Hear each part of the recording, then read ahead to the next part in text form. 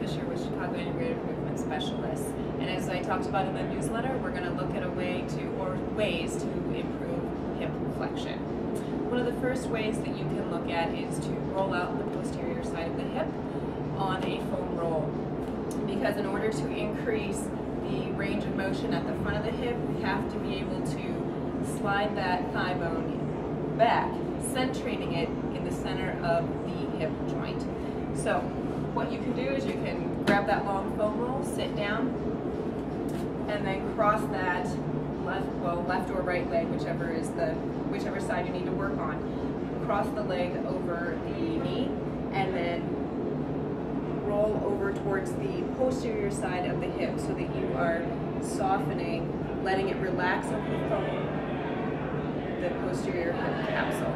And you can probably do that just for about maybe 15-20 seconds. You don't really want to spend a lot of time right here. And then once you've done that, we need to make sure that you are, again, giving good information back into the hip joint. Now after we have foam rolled out the posterior side of the hip, we want to put that good information back into our bodies so that we know how to stabilize as optimally as we can, and stabilize meaning stabilize the hip, but also our breathing and our core. So this is how we're going to do that. We're going to grab a ball. You can also use a chair.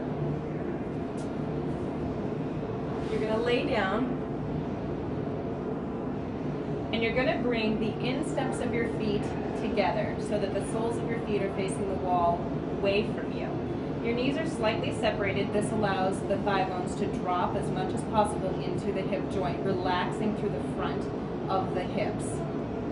So you're going to hold this position as you press gently on the insteps of the feet, and picture your thigh bones rotating outward into your hands. This way we're activating the anterior and the posterior chain, so front and back side of the lower extremity.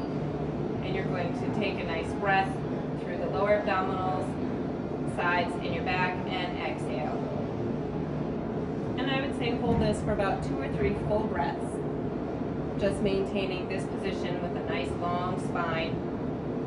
And once you've done that, then you can relax. It's very important to make sure that you stay soft through the front of the hips, otherwise you're just gripping, and again, you're not really increasing that range of motion through the hip, increasing your hip flexion range of motion.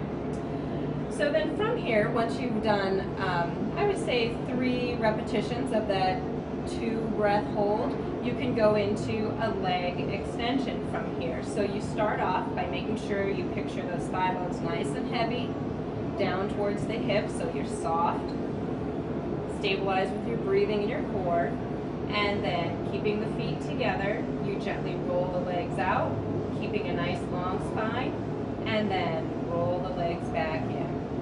Keep your breath going in and out, maintaining that long spine, and drawing the legs back in. Again, the biggest key for improving the hip flexion is making sure that you keep the thigh bones relaxed down toward the floor and keeping the front of your hips soft.